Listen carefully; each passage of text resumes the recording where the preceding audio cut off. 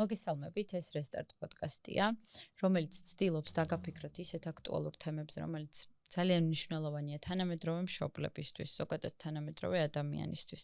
და ძალიან კარგი სტუმარი გვყავს დღეს, რომელიც წარმოუდგენელი იყო მოკლედ ეს პოდკასტი მის გარეშე და როდესაც ვაპირებდით დაწყებას, თავიდანვე იყო ჩაფიქრებული, რომ ყოფილიყო ჩვენთან, იმიტომ რომ უმნიშვნელოვანესია ინფორმაცია, რომელსაც ის გვაძლევს სოცქსელებით, დარწმუნებული ვარ, ზუსტად ამ სივრციდან ყველასთვის კარგად არის ნაცნობი თინათინ გოგვაძე, ინკლუზიური განათლების სპეციალისტი და დოქტორანტი ფიზიკური აღზრდისა და სპორტის მიმართულებით.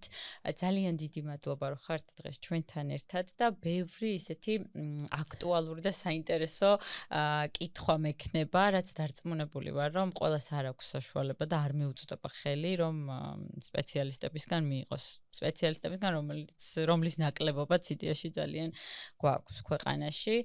კიდევ ერთხელ დიდი მადლობა და პირველი კითხვა რაც იქნება ჩემი, ეს არის რა არის ინკლუზიური განათლება, ამით რომ დავიწყოთ. რატომ გახდა საერთოდ აქტუალური, რომ ეს დღის წესრიგში დამდგარიყო ინკლუზიური განათლების საჭიროება და თქვენ როდის დაინტერესდით ამ მიმართულებით? ნინი, მოგესალმებით პირველ რიგში და ძალიან დიდი მადლობა მოწვევისთვის. ძალიან მიხარია, რომ აქვს შესაძლებლობა ფართო აუდიტორიას ვისაუბროთ მართლაც, როგორც თქვენ აღნიშნეთ, აქტუალურ თემებზე.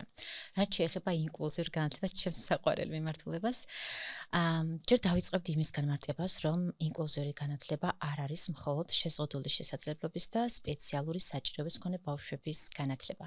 უკვე თანამედროვე გაგებით, ინკლუზიური განათლებით იზომება განათლება რამდენად ხარისხიანია. და ის ინკლუზიური განათლება ნიშნავს ყველასთვის ხელმისაწვდომ და ხარისხიან განათლებას. მათ შორის დიახ შეზღუდული შესაძლებლობისა და სპეციალური საჭიროების მქონე ბავშვებისთვის განათლებას. ამრიგად ეს ძალიან კარგია, რომ ამაზე ვსაუბრობთ, რადგან თავად მე პირადად პრაქტიკაში ძალიან ხშირად შემხვედრია სპეციალისტების მხრიდანაც, სამწუხაროდ მასწავლებლების მხრიდანაც, როგორ საუბრობენ ხმამაღლა იმაზე, რომ ჰყავთ თითქოს ინკლუზიური მოსწავლე მაგალითად კლასში. ან როდესაც მე ვეუბნები ვინ ვარ, აი იმ ბავშვების მასწავლებელი, მოკლედ ისევ განათლების სფეროში ვინც არის, მათთვისაც კი არ არის ნაწილობრივ, რა თქმა უნდა, ყველა არ მოიაზრება ამაში, სწორად აღქმული ეს. ამრიგად ვფიქრობ, ამაზე ხმამაღალი საუბრი ცალსახად ყველას გვჭირდება, რადგან უსარმაზარი გავლენა აქვს საზოგადოების ფორმირების, ცნობიერების ნაწილში იმას, ჩვენ როგორ ვუყურებთ ინკლუზიურ განათლებას. და ჩვენ თუ გვინდა რომ დიახ ჩვენი შვილები, მოსწავლეები და ბავშვები იყვნენ გარემოში, რომელიც არის მხარდაჭერილი, არის ემპათიური და მიმართულია თითოეული ინდივიდის საჭიროებაზე, შესაძლებლობაზე.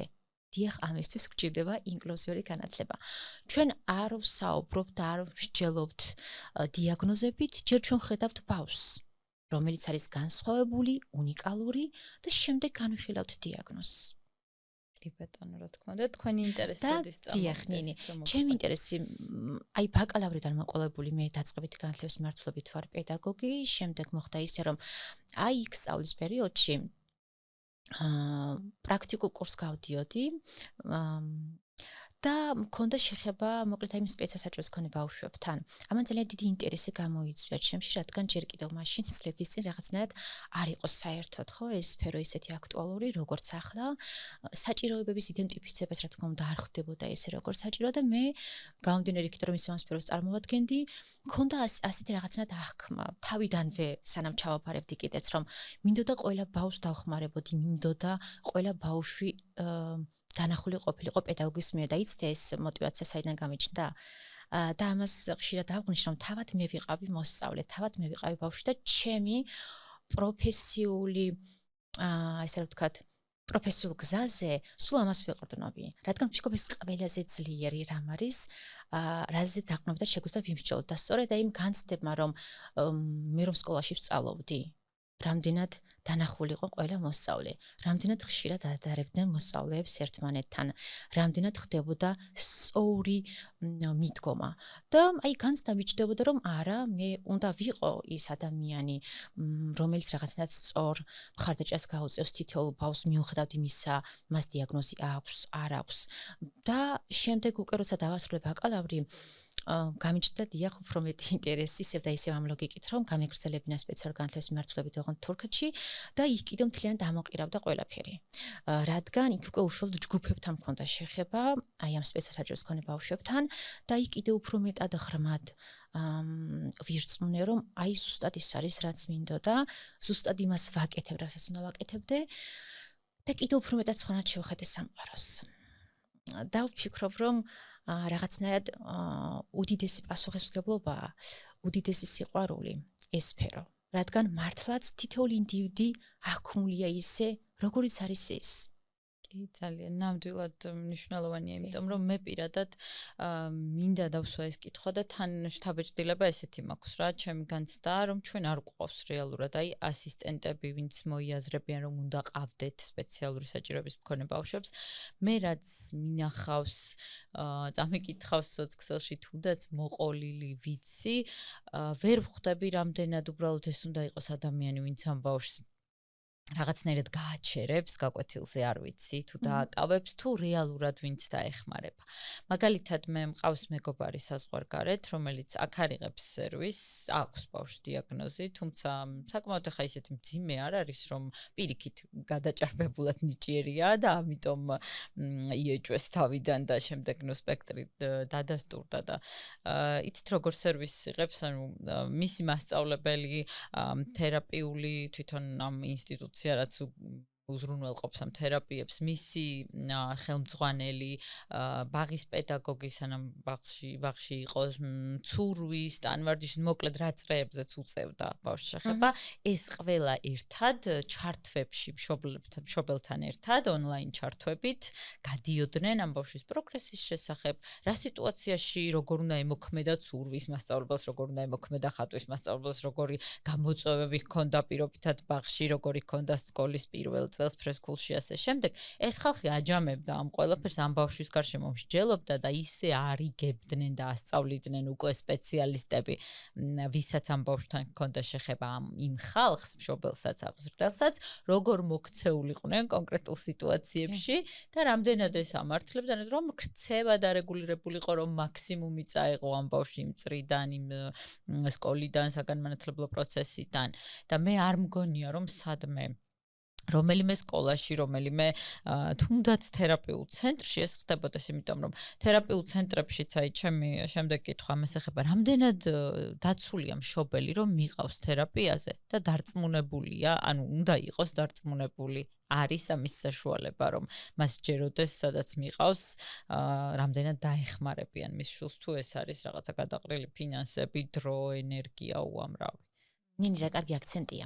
ძალიან კომპლექსურია მოკლედ ეს თემა და ეს სფერო ზოგადად. საქართველოში სამწუხაროდ არ გვაქვს, არ არსებობს მარეგულირებელი დოკუმენტი. ნახეთ? რაც გააკონტროლებს იმას, დიახ, არ ვიცი, ბაღი, სკოლა, მასშტაბურად გულისხმობ, ან კიდე რეაბილიტაციის ცენტრები, რომელიც ძალიან დიდი რაოდენობით იხსნება, თუმცა არ კონტროლდება ამას ვინ ხსნის, ვინ არის წარმომადგენელი, რამდენად კომპეტენტურია და შეეფერება მისი ცოდნა, გამოცდილება და კომპეტენცია, რომ იმუშაოს ბავშვთან და იმუშაოს მშობელთან. ამრიგად ეს რომ არ რეგულირდება, ნახეთ სისტემურია. მე უფრო მიყვარს აი შევეხო სისტემურ პრობლემას გამოწვევს, რადგან ცალსახად ინდივიდუალურ დონეზე ეს ვერ გადაწყდება. თუ კი სისტემურ დონეზე სახელმწიფოსთვის პრიორიტეტი არ იქნება ეს მიმართულება, თუ კი სახელმწიფოსთვის არ იქნება პრიორიტეტი ბავშვი და ის რომ დიახ მან მართლაც მიიღოს შესაბამისი სერვისი. ამრიგად სამწუხაროდ არაერთი ასეთი მე შემთხვევა ვიცი, რომ არის ისეთი ცენტრებიც, სადაც ნახეთ პირადად რომ აი მქონია შეხება, გაიხსნა ცენტრი როგორ? გაიარა უბრალოდ ტრენინგი სამთვიანი ფსიქოლოგიის და გახსნა ცენტრი. ახლა ნახეთ ეს ცენტრი ემსახურება, რა თქმა უნდა იდენტიფიცირებას არ ვახდენ, ემსახურება მშობლებს და ემსახურება ბავშვებს და ხომ წარმოგიდგენიათ რომ აი რომ გადავხედო ამ სფეროში რამდენი ხანია ვარ ხო აი წლებია და ვარ ამ სფეროს წარმომადგენელი სადღაც სხვა სფეროდან არ მოვსულ ვარ და ჯერ კიდევ ვარ თვითგანვითარების პროცესში. ეს არის ძალიან ღრმა, ძალიან საპასუხისმგებლო საქმე. რომ აი მუდმივად უნდა იყოს შემეცნების პროცესში, ახალი მიდგომები, ახალი სტანდარტები და აი რამდენად წარმოგვიდგენია ეს სამთვიანი ტრენინგი. საერთოდ როგორ შეიძლება იყოს საკმარისი რომ აი ამ სფეროში იყო და მოიმსახურო მშობელს და ბავშვი ესე ვთქვათ მიიღო და თითქოს რაღაცა თერაპიული პროცესი წარმართო. ასე ხშირად უფრო მეტად ჩვენ ვაზიანებთ ბავშვებს, მშობლებს, არათუ ვეხმარებით.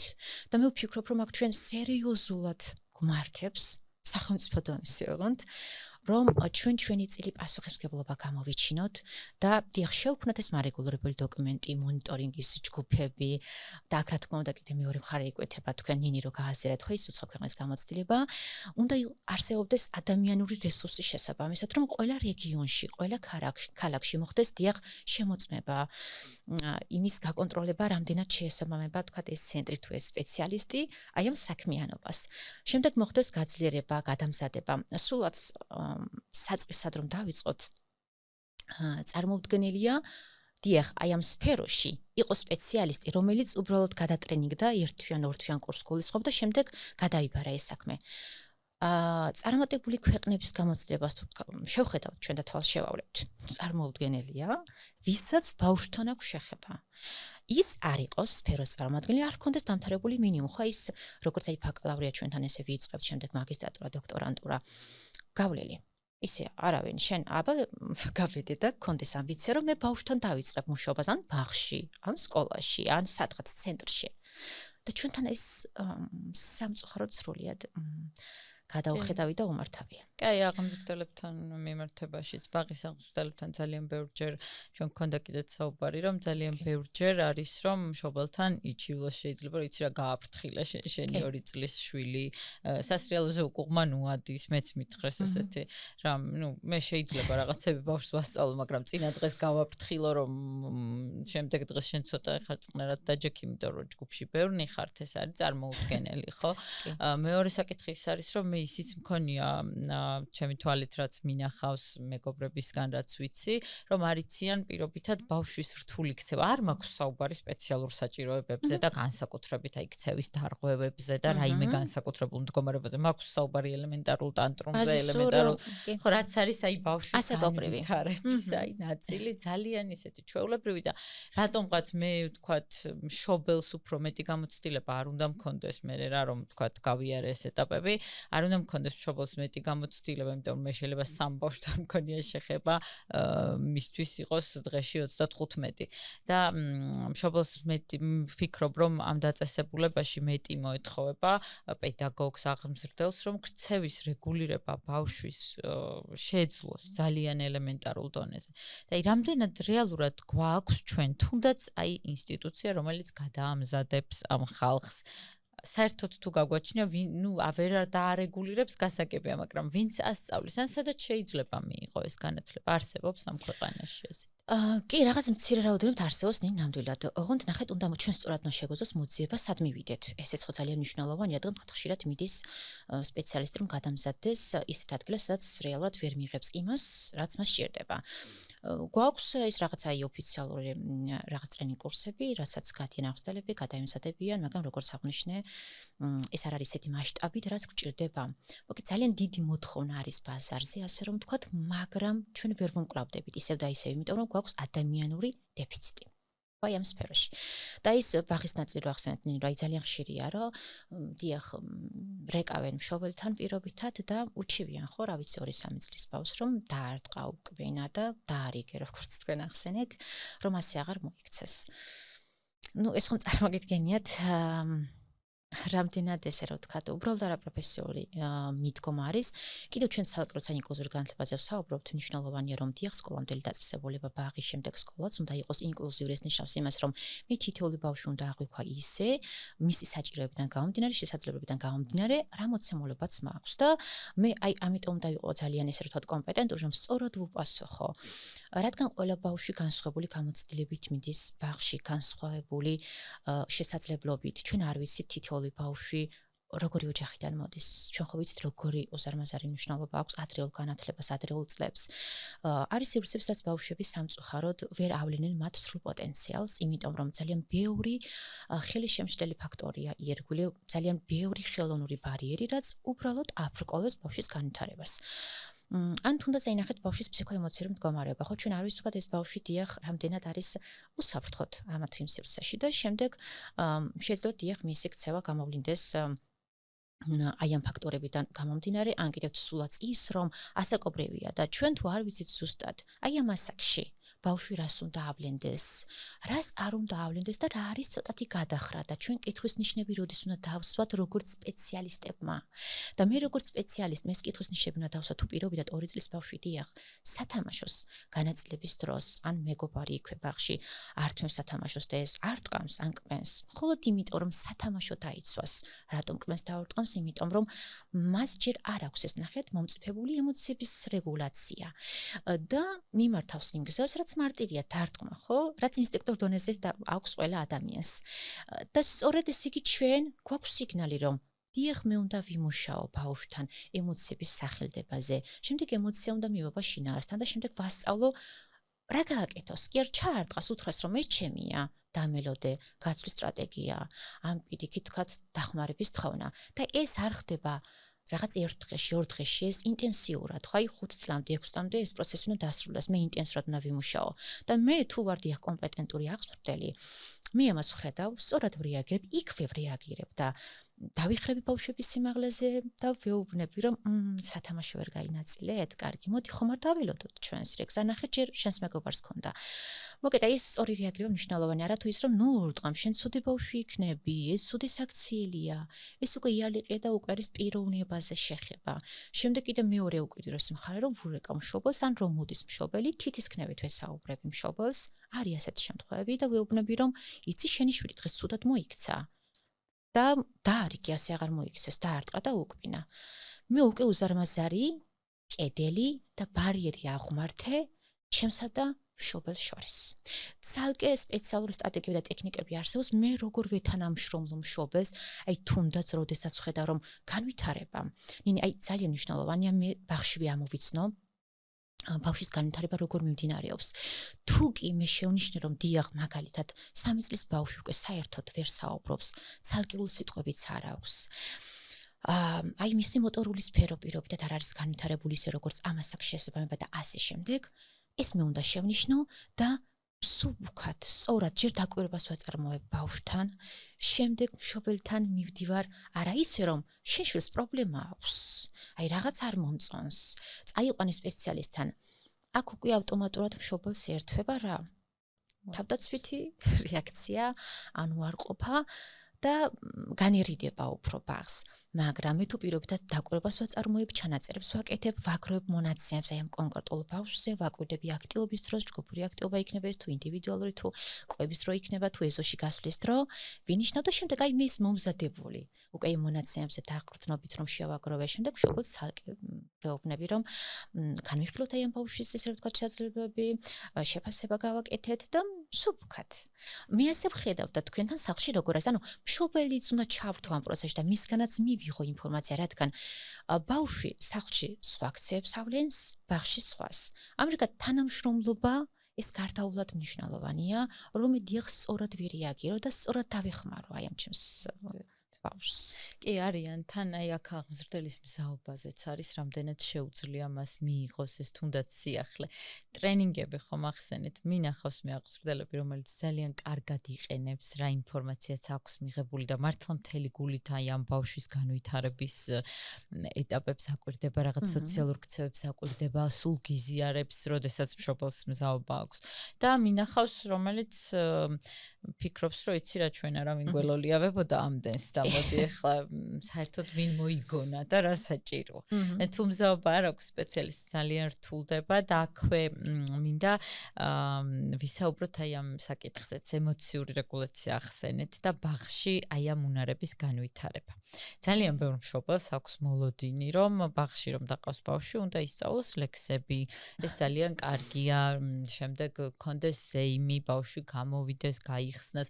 კარგია რა თქმა უნდა, თუ თქვათ ბავშვს აქვს შესაბამისი სურვილი, უნარი ამ აუდიტორიასთან თუ გაიხსნება და პირიქით არ დაემართება, რატომაც არა, მაგრამ მოდით ვუთხრათ ჩვენს მაყურებელს, ვინც იდეაში მე ძალიან დიდი იმედი მაქვს, რომ ორიენტირებულია, რომ მიიღოს ინფორმაცია და არა მხოლოდ ის, რომ რაში გვეთანხმება და რაში არ გვეთანხმება, შეგვაფასოს. ძალიან მინდა, რომ ზუსტად ეს დანიშნულება აქვს ამ პოდკასტს, რომ ვინც არის ამ სფეროს სპეციალისტი, იმან ისაუბროს და ჩვენ მოვუსმინოთ და გავიგოთ, რა ზედაყრდნობით გვეუბნება და იქნებ ჩვენ არასწორად ვიცოდით და მას მოვუსმინოთ, ხო? და მინდა რომ ვინც ასე არის მომზადებული და ამ ყურით გვისმენს, რომ მიიღოს სასარგებლო ინფორმაცია, გავუზიაროთ რეალურად რა არის ამ ბაღის დანიშნულება, რა უნდა მასწავლოს მე რომ ვარ პატარა და 2 წლის და მივედი სრულიად ესეთი გაოცებული და გაფართოებული თვალებით. ნინი, აი საჭირო დროს საჭირო კითხვა და ძალიან კარგი აქცენტია, რადგან აი სრულდება ბაღები, ზეიმები, მთელი ამბები ხო ალბათ. და ვფიქრობ ძალიან კარგი იქნება და ჩვენ მივაშველებთ აი ამ ინფორმაციას და მე მესმის რომ რა თქმა უნდა ამას მოყვება ძალიან დიდი უარყოფითი გამოხმაურებაც მაქვს ამის იმსაობა, კიდევ თქვა ადამიანთა კატეგორია იქნება, რომელიც დიახ დაითანხმება. თუმცა ისევ და ისევ ნინი როგორც თქვენ აღნიშნეთ, ჩვენ რაღაცაზე დაყრდნობით უნდა ვისაუბროთ და არა სუბიექტური შეფასებით. სამწუხაროდ, იმდენად დიდია სუბიექტური შეფასებით. ეს რას ნიშნავს? ნახეთ, რომ მე მხოლოდ და მხოლოდ შეფასებას ვაკეთებ პირად ემოციებზე, შთაბეჭდილებებზე და გამოცდილებაზე დაყრდნობით და აი ეს ობიექტური შეფასება რაც ნიშნავს, რომ მე შეფასება გავაკეთე, როცა ბავშვის განვითარება შეეხება საქმე, მტკიცებულებაზე დაფუძნებით, თანამედროვე ცოდნებზე დაფუძნებით. ადრე წლების წინ, აი პირობითად, დიახ, ჩემ დროს ასე არ იყო და ეხა ამდენი რამე საიდან მოიგონეთ, ეს კითხვა ჩნდება ისევ და ისევ, იმიტომ რომ დიახ, ადრე ამდენად არ იყო შესწავლილი ბავშვის ფსიქოლოგია. ახლა იმდენი აღმოჩენებია, რომ ჩვენ უბრალოდ უფლება აღარ გვაქვს, არ გვაქვს უფლება. ბავშვებს ისე უდიერად მივუდგეთ, როგორც ადრე გვითგებოდნენ და უდგებოდნენ. და ის ვინც იცახის, რომ დიახ ასე იყო ადრე, დიდი ამბავი და აგერ მე ვცოცხლობ და ძალიან კარგად ვარ. მე ხმად მწამს. რომ სულაც არ არის ისე კარგად, როგორც მას ჭირდება. თუმცა ამასაც ხომ იდენტიფიცირება ჭირდება, ნინი. მე ამოვიცნო, მე მართლა კარგად ვარ. მე ამოვიცნო თუ ვიპოვე ჩემი თავი საერთოდ, თუ ისევ და ისევ, აი თავს რომ მომახვიეს და გაიჟღენთა ჩემი ტვინი, რომ რაღაც სტანდარტები შემომთავაზეს და ისევ აგრძელებ. და ზუსტად ის ადამიანები, რომლებიც აი ამ ფორმატით აღიზარდნენ, და რასაც მე ახლა ვუყურებ და ეს ჩემთვის ძალიან მტკივნეული საკითხია, როგორც სპეციალისტისთვის. ისევ და ისევ ის ძველი აღზრდის სტილი, რომელიც დაფუძნებული იყო დასჯაზე, შედარებაზე, დარცხვენაზე, ცემატყებაზე სამწუხაროდ. ძალიან ბევრი საქართველოში ცნობილი ადამიანი, ცნობილი სპეციალისტი, ზოგიერთი სახე, იგივე მეთოდს იყენებს და მშობელსაც კი მიაჩნია, რომ არა, მოიცადეთ თუ შენიშვნა არ მისცეს შემშულს და არ დაარწმუნეს, არ შეადრეს ისე როგორ ისწავლის. ვერ მიხვდება, ბავშვმა რა იცის. ხო. ან პირობითად, რა ვიცი, ავიღოთ ისეთი მიმართულება, როგორც არის აი სპორტი, მაგალითად, სპორტული მიმართულება, რაღაც ისეთი ფიზიკური აქტივობები, აი ცეკვა, რაგბი, არ ვიცი, ფეხბურთი. განსაკუთრებით ცეკვა, იმიტომ რომ საქართველოში ეს ისეთი სფეროა, 90% სამწუხაროდ 80% ისევ აი ძველი აღზრდის მეთოდებზე დაფუძნებული. და საგანგაშო ჩემთვის არის ის, რომ ისევ და ისევ მშობლები, დიახ, სპეციალისტები ადასტურებენ, რომ არა, ეს ბავშვის мотиваცია, ამით იზრდება, მე თუ ეხა ესე ცოტათი მკაცრად დაველაპარაკები და თუ დავარცხნო თუ შევატარებ. აი რჩება შთაბეჭდილება, რომ უბრალოდ აი მომიტევოს ყველა, მაგრამ პირდაპირ უნდა ვთქვა, აი ძალიან ბაზის სურათაც კი არ ვიცით ბავშვის ფსიქოლოგია. აი ბაზის სურათ მეც არ ვითხოვ. და ჩვენ თუ აი სწორედ თანამედროვე ცოდნებს, თანამედროვე მიდგომებს, თანამედროვე კვლევებს გადავხედავთ. ყველა ცალსახად გვეუბნება, რომ არანაირი мотиваციის მიცემა არ შეუძლია აი ამ დარცხვენას და თითის დაქნევას და მუქარას. ნახეთ, მეორე მხარე ვთქვათ, ხო? ვინც შესაძლებელია აი мотиваცია იყოს იმ ნაწილში, რომ თუმცა ეს გარეგანი мотиваცია არის, რომ აი მე რომ ასე მეკცევიან, მე ამას აღარ გავაკეთებ პირობითად ჩემს შვილთან, ჩემს მასწავლებელთან. კი, ასეთი შემთხვევებიც არსებობს და ეს შეიძლება თუ ამას განვიხილავთ мотиваციად, კი ბატონო, მაგრამ მე ხომ ამ დროს მე დავზარალდი და მე დიდი რესურსი უნდა ჩავდო, რომ მე დიახ ის როგორც დავზარალდი, რაღაცა ჩემი თავი განვკორნო, ჩემს თავს ვუშველო. და მას ძალიან დიდი რესურსი სჭირდება შემდგომ. დარჯობია რომ ვიცოდე, დავეყნო ჯანსაღ ცოდნებს და ისე ვირიაგირო. ეხლა ის რომ მივაბათ აი ამ ზეიმებს ნენი ხო რა ის ბაღები რო სრულდება, აი ძალიან ისეთი ინტენსიურ რეჟიმში, ეს წარმოდგენები, ლამაზი პერფორმანსი ითქმება. გასაგებია, ლამაზია, მოგწონს, რა ვუყურებთ ხო და რამდენი მოწონება და ნახვა აქვს, რომ გადავხედავთ ნის სოციალურ ქსელში, თუმცა იმდენი საფრთხეა. ჯერ რომ დავიწყოთ ბავშვის პირად უსაფრთხოებას ეს რუნა რომ სულად ჩემთვის დაუშვებელია რომ აი ამ პატარა ბავშვების ფოტო ვიდეო მასალა ასე ინტენსიურად იდებოდეს სოციალურ ქსელში. რატომ? სოციალურ ქსელში ატვირთული ყველა კადრი არის უბრალოდ კვალი მარჩა. ამას ვერ წავშლით. შეიძლება მე ავიღო ეს ვიდეო, მაგრამ სადღაც ვიღაცას უკვე გასიარებული აქვს, ვიღაცას უკვე შინახული აქვს. ვიღაც არასანდო პირებს დიახ უკვე სადღაც აქვს ჩამოტვირთული და იმას შემდეგ ძალიან ცუდად და ცუდი განზრახვით იყენებენ. ამრიგად, ჯერ აქედან დავიწყოთ. ეს ერთი ნაწილი, რომ საფრთხეა ბავშვისთვის. მეორე ნაწილი ის, რომ ვერც კი წარმოიდგენთ, რა დროს ჭირდებათ აღმზრდელებს, სპეციალისტებს, რომ აი ეს ლამაზი სცენა ჩვენ რომ ტას ვუკრავთ და გვიხარია, რის ფასად და რის ხარჯზე. ბავშვები პირდაპირ როგორ იტანჯებიან, რომ აი ეს რეპეტიცია, წარმოიდგინეთ რეპეტიციები, სანამ აქამდე მივალთ, რომ მე წარვსდგე, ოკეი, ხო, ბაღი რომ დამთავრდა. ბავშვს ვიღაცას დავაზეპირებინე, ვიღაცას ეს მე ერთნაირი ფორმები ჩავაცვი. ანუ ეს მთლიანად ინკლუზიური განათლების კონცეფციას პირდაპირ ეწინააღმდეგება. თუნდაც დიახ ერთნაირი ფორმით შეიძლება ლამაზია, მაგრამ არა. აი, ნამდვილი ზეიმი არის ის, რომ მე სადღაც ეზოში მოვაწყო, ყველა თავის ფორმა შევის, როგორ უყარს, მშობელი მყავს ჩართული, ერთად ვაკეთებთ საერთო აქტივობას, ერთად წინასწარ თანხმდებით პირობითად, თუ ზოგიერთ ჯგუფს უყარს, აი ეს როლური თამაშები, რაღაცა მაღაზიობანა დავგეგმო მართლაც და ყიდვა-გაყიდვა მქონდეს. სადღაც მეორე ნაწილში მზარეულობანა მართლაც ვუსმენ თითოეული ბავშვის საჭიროებას, ინტერესებს და არა ის რომ ყველა მოდი ლექსი მითხრას და მოდი ყველამ გამოვიდეს და იცეკვოს. მოდი ახლა ის ვთქვათ ნინი, ხო ის რომ კარგიაო რა, ეს რას ქვიაო ბავშვი სწავლობს ამით იმას რომ გამოდის სცენაზე, თვითშეფასება უმაღლდება.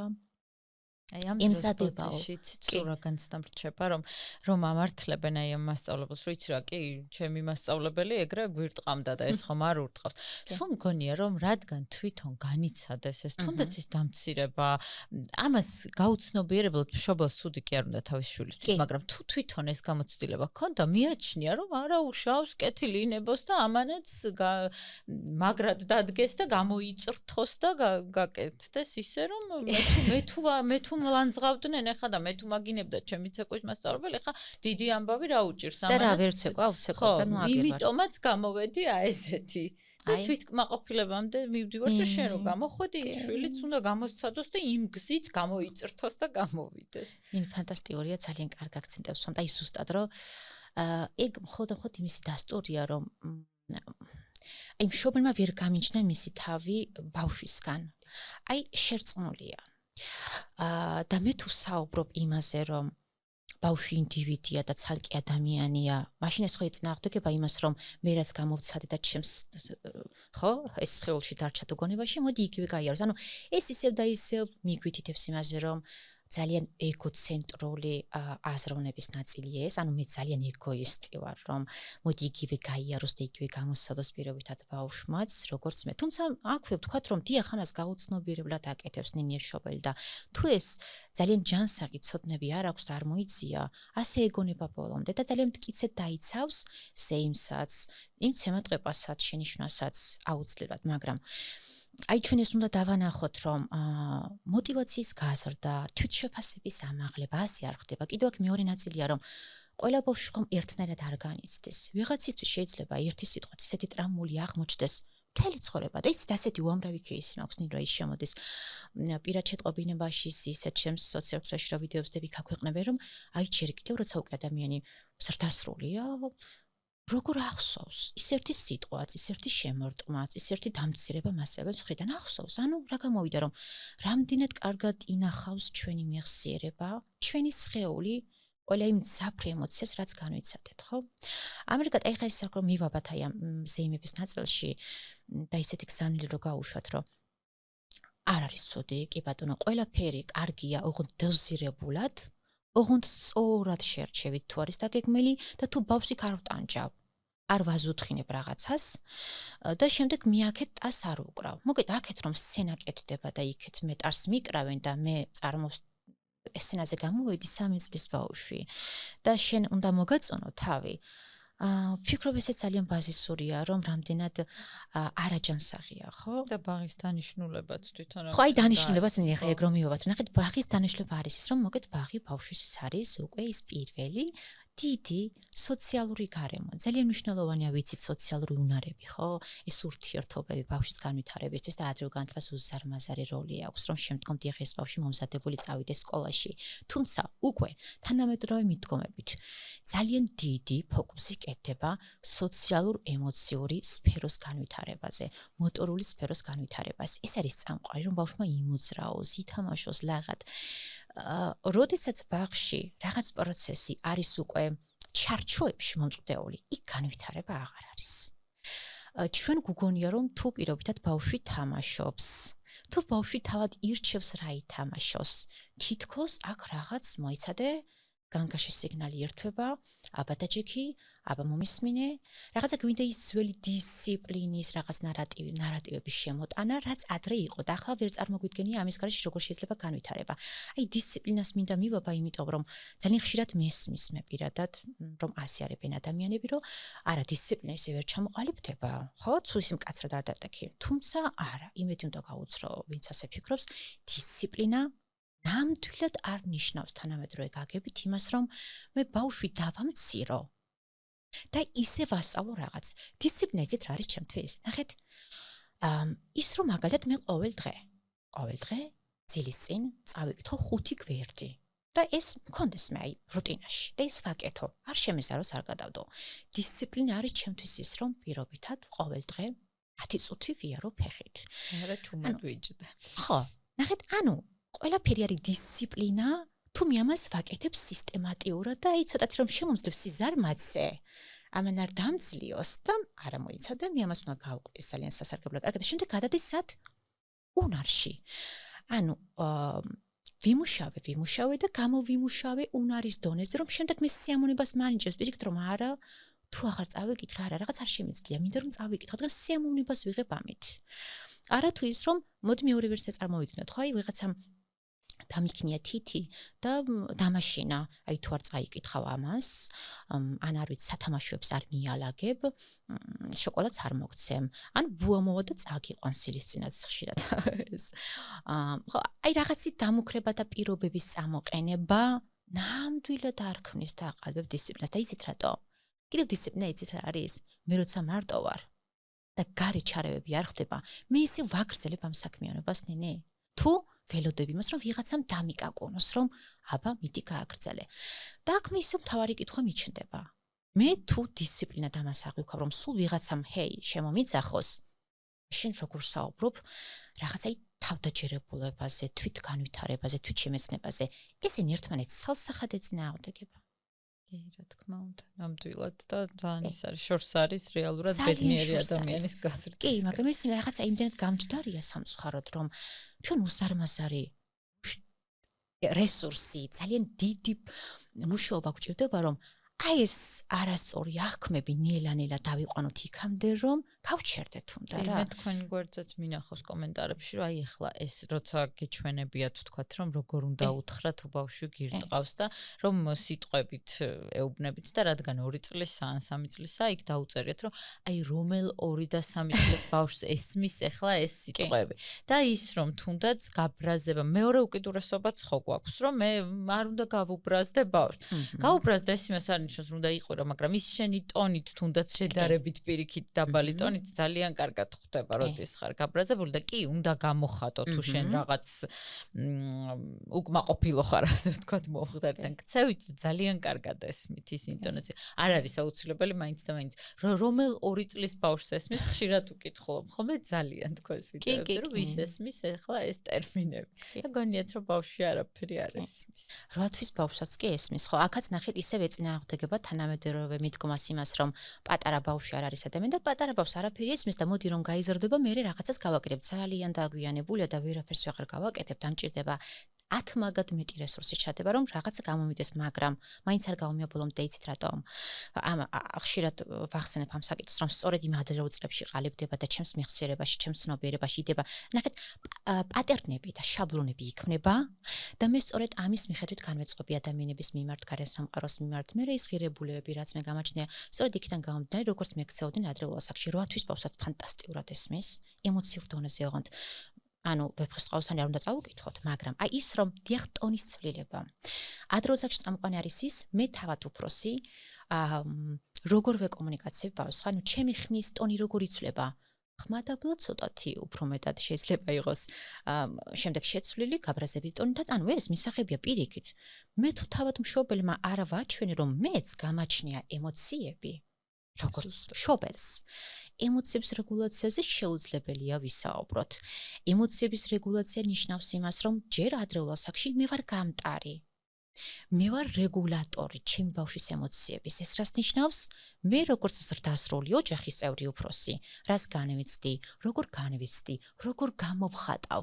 ამას ფანტასტიურად ბავშვი აღიქვამს ემოციის დონეზე. ნახეთ, აი ეს გრძელი წინადადება, რომ ვეუბნები რაღაც ინსტრუქციას ვაძლევ ერთი წლის ბავშვს, დიახ ვერ გაიგებს ისე, მაგრამ ჩემს ტონს და ემოციას არაჩვეულებრივად გაიგებს. აი ძალიან მარტივ მაგალითად რა ვიღოთ, ესეთი ექსპერიმენტიც არსებობს ძალიან ბევრი ამაზე, რომ გავეცნოთ, პატარა ბავშვები როგორ რეაგირებენ უფროსების მძაფრ რეაქციაზე. მაგალითად, აი ვითომ რომ კედელზე დაეჯახება, ვითომ რომ დავარდება და ამ დროს მე თუ ძალიან დავიყვირი ან დავიკივლე, აქ ბავშვის რეაქცია არის მძაფრი და თვითონ იწყებს ტირილს. მაგრამ შეიძლება სულაც არ ტკენია. ანუ ის პირდაპირ ნახეთ, რომ დააკვირდეს მშობელმა, პატარა ბავშვს რომ ასე ენავს, ხო შეხედას, რომ გარგის ეს ბავშვი და უცებ რომ წაიქცევა. თუ რა თქმა უნდა ეს არ არის ესეთი ძალიან ძიმე დავარნა, ხო გულისხმობა იწაბარბაცება ახალად რომ ბავშვი ეს ძლევს კოორდინაციას და ასე შემდეგ. ჯერ შეხედავს მშობელს. კი. მშობელს შეხედავს? მშობელი რას ხო, აი როგორი რეაქცია აქვს, რატომ? ჯერ მას არ აქვს უნარი მისით მიხვდეს, მე ახლა რა ემოცია განვიცადო და საერთოდ რა მჭირს. მშობელი თუ არის ამ დროს მშვიდად და იქვე ხო, აი ძალიან ემპათიურად განწყობილი, გაჩერდება, უყურებს და ელოდება. წამოდგება ეს ბავშვი. კი. წამოდგება და გააგრძელებს. კი, მაგრამ თუ დავპანიკდება რა თქმა უნდა, შეკევლებაზე იწყოს ბავშვი ტირილს. უი, რაღაცა საშიში მოხდა, საფრთხეში ვარ. აი ეს განგაში სიგნალი სწორედ რაც ბავშვის წინში ირთვება, მე ვურთავ ფაქტიურად. აი გარემო როგორ რეაგირებს ჩემს ქცევაზე, სიტყვაზე, იმის მიხედვით მე ვაწყობ. აი ეს პატერნები ასე ყალიბდება, ხო? და ამიტომ ხო ჩვენს თაობას მაგალითად ახლა ესეც ძალიან გამოწვევა არა ჩემი აზრით, რომ ჩემს თაობას რადგან მეტად ჯიდნენ, მეტად უყვიროდნენ ასე შემდეგ, პირიქით მიაჩნია ბევრ მშობელს, რომ იცი რა არაფერზე, აი ეს დაშლა, რასაც ქვია, მე არაფერს უშლი, მე არაფერს აქეთ პირიქით ვაკეთებთ შემდეგ. რომ ზუსტად ის არის ის მერე ბავშვმა როგორ დაარეგულიროს ემოცია და თუ მას რაიმეზე უარი ხვდება, შემდეგ ან ხვდება წინაღობა ცხოვრებაში, ზუსტად აღარ არის განწყობილი, აღარ არის რეალურად რომ ჯანსაღი რეაქცია აღარ აქვს, იმიტომ რომ არ იცის. და ზუსტად ეს მშობლის გავლით უნდა მოხდეს, რომ მან დაარეგულიროს რაღაცნაირად, როგორი რეაქცია ქონდეს, არც ძალიან მარტივად შეიძლება ის გაბრაზებაც გამოხატო ისე, რომ საერთოდ არ გქონდეს კივილ-წივილის და რაღაც საგნების როლის საჭიროება. და ძალიან კარგად გრძნობენ ამას ბავშვები, აი მართლა გადასარევად გრძნობენ, იმიტომ რომ აი მეც მქონია რა შეხება, რომ დედიკო, აი გავჩუმებულ ვარ ხანდახან და დედა გაბრაზდი, გადასარევად ხვდება ბავშვი მაგდროს. სულ რომ არაფერი უთხრა შენი აი ძალიან ხშირად ამბობენ ახალ შობილზეც რატო ხვდება, რომ დედა რო გადის ოთახიდან, ხო? ეს ხო არის რაღაც მისთვის ემოციური და სამყარო ასე ვთქვათ, იმის გავლით, მშობლის გავლით აღიქმება და ეს რაღაც ის რომ ჩვენც გავიზარდეთ და საერთოდ რეებს იგონებთ და სიტუაცია რომ მიმღებლობა არა გაქვს გაიაზრო, ან პირიქით მეორე უკიდურესობას აკეთებ, რომ იცი რა მე რომ მიშლიდნენ, მე არაფერს ვუშლი. მეორე მხრივ წირავ მე ბავშვს აქეთ სხვა ტრაუმებისთვის შეიძლება, ხო? ნინი, აი აქ თუ შეიძლება რომ ეს ნაწილი გავშალო, იმიტომ რომ შეუძლებელია, როცა ბავშვის განვითარებაზე ვსაუბრობთ, ამ ნაწილს არ შევეხოთ. რადგან ხშირად ეგეც ვსვენია ვთქვათ, რომ ხო, აბა შემდეგ ნახე, ამიტომ მოდის ეს ტოტოცი თაობა, თავხედი თაობა, რომ არაფერს არ უშლი და არასდროს არ ვაზიარებ ბავშვმა, რომ არ იცოდეს არა, პირიქით, მე ვარ აი ამ პოზიციონირებით, რომ პოზიტიური აღზრდის სტილი, აი დემოკრატიული აღზრდის სტილი სწორედ ნიშნავს მაგას, რომ მე ბავშვს ვცემ პატივს. სიყვარულზე დაფუძნებულია ჩვენი ურთიერთობა, უპირობოდ მიყვარს. მაგრამ ამავდროულად თან მაქვს ჩანსახი საზღვრები. აი ეს ორი უკიდურესობა რომ აქვს, რომ მოდიან სრულად მე თლიანად ბავშვს მივცე ყველაფრის უფლება და მოდი მან გაიყვალოს გზა და აი შეუძლებელია, ბავშვი მისთვის ვერაფერსაც ვერ გაიყვალავს და სრულად ხდება აი ჰიპერმზრუნველობა. ყველაფრის გადაჭარბებული დოზებით მიწოდება სათამაშოების წრეების, ტანსაცმელი და ასე შემდეგ, რომ მე არ მქონდა და იმოტივით. მე ანუ ამით ვაზიანებ. მე ვარ მე, ჩემი შვილი არის ჩემი შვილი.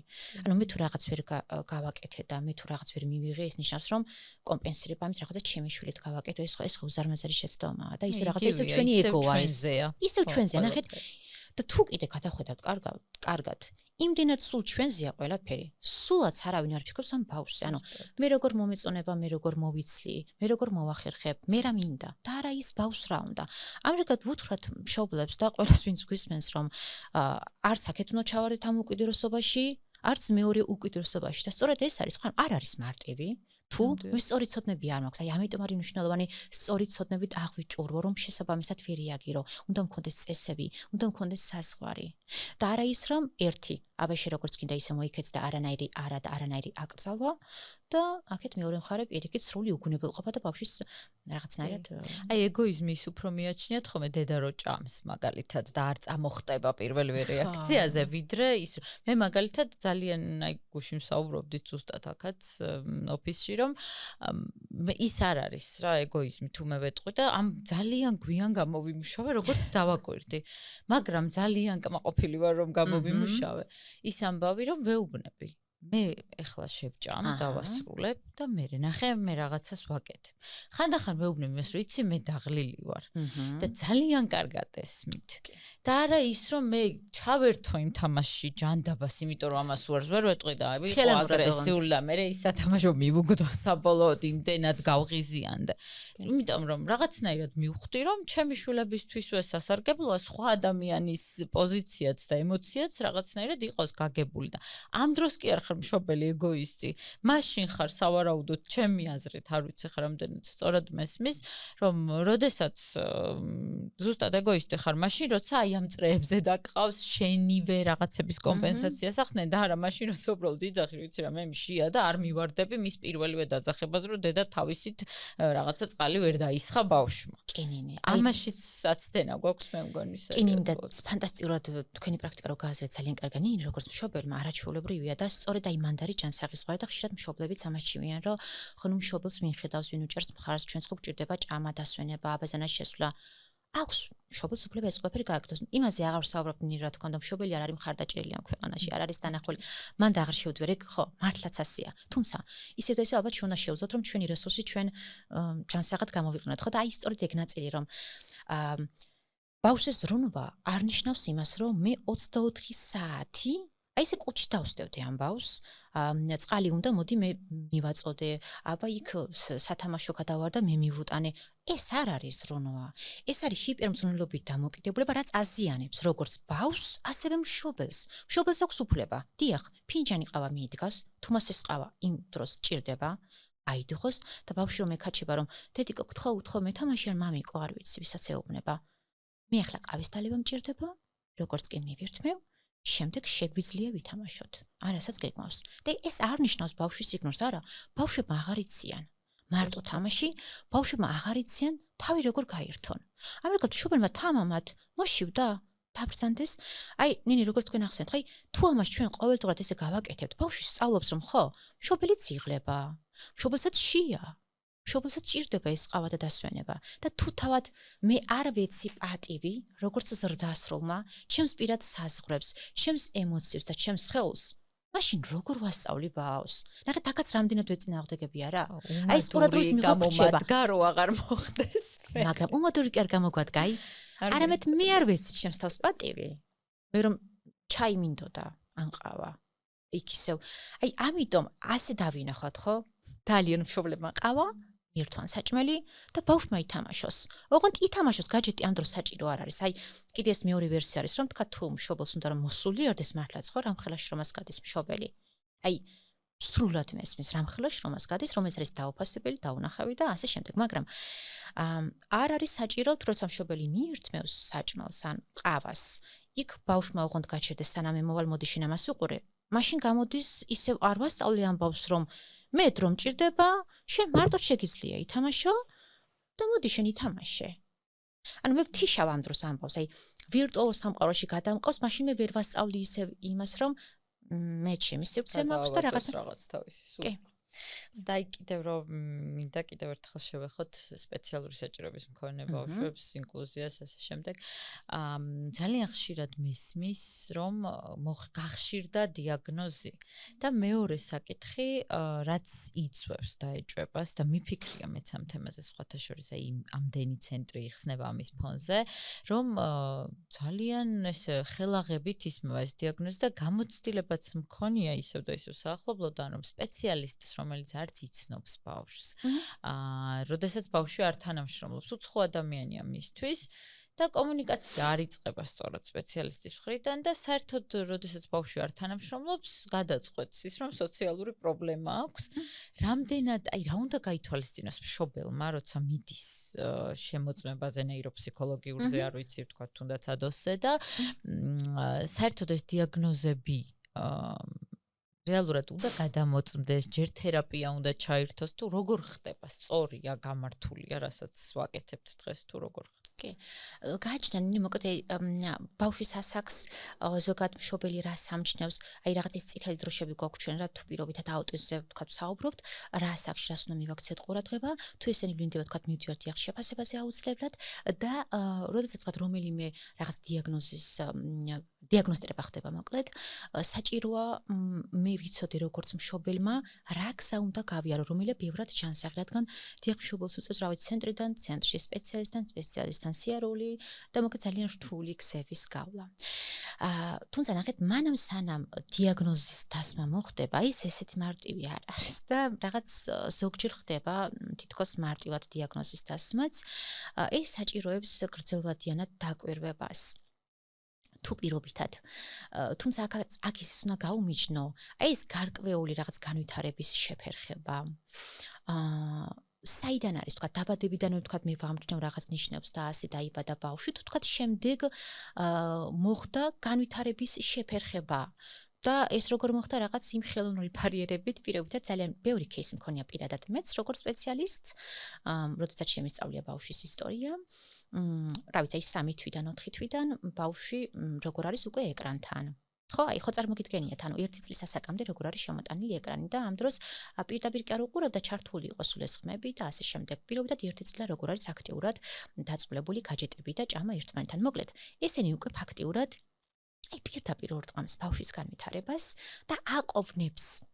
ანუ ამას ვუწოდებ მე აი ამ ხელოვნურ ბარიერს და ასე მოხდა განვითარების შეფერხება. ამ დროს სწრაფი რეაგირება და ის რომ პირობითად სანამ დიაგნოსტირება მოხდება ბავშვის, რა თქმა უნდა ეკრანი აუტიზმს არ იწევს ეს კიდე ეკრანი აუტიზმის ცნებაც კი არსებობს, ხო დაიმართა შეიძინა ესეთი რაღაც არ არსებობს. ეს ეკრანული აუტიზმიც იმიტომ მოიგონეს რომ სწორედ აუტიზმის დროს გამოვლენილი ნიშნები გავდა ძალიან ეკრანით გამოწვეული აი ამ დარღვევების ნიშნებს, ხო? და ამიტომ მოიგონეს. ამიტომ სასურველია ჯერ მშობელმა დიახ მიიყვანოს სპეციალისტთან კონსულტაციაზე, გამოიკვეთოს თქვა რა მიმართულებით არის განვითარების დაყოვნება და მოხდეს ჩარევა სპეციალისტის. პირობითად სანამ დიაგნოზი დაისმება, იმიტომ რომ თუ ადრეულად ჩვენ რეაგირებთ ამაზე და ადრეულად მოხდება ბავშვთან მუშაობა, სულად შეიძლება რომ ყველაფერი შემდეგ ისე წავიდეს, რომ რაღაც ის კონკრეტული დიაგნოზი აღარ იყოს საჭირო. ანუ შეცდომაში არ უნდა შევიდეთ მოკლედ. და სულაც კიდევ მეორე შემთხვევაც ჯერ ჯობია რომ დიახ ბავშვი თერაპიაზე ვატარო, სპეციალისტმა იმუშაოს, აი იმ დეფიციტურ სფეროებზე, რაც ვლინდება და შემდეგ თუ ხედავთ რომ ეს არ აღმოიფხვრა, მერე ვთქვათ წავიდეთ რაღაცა დიაგნოზი დავსვათ.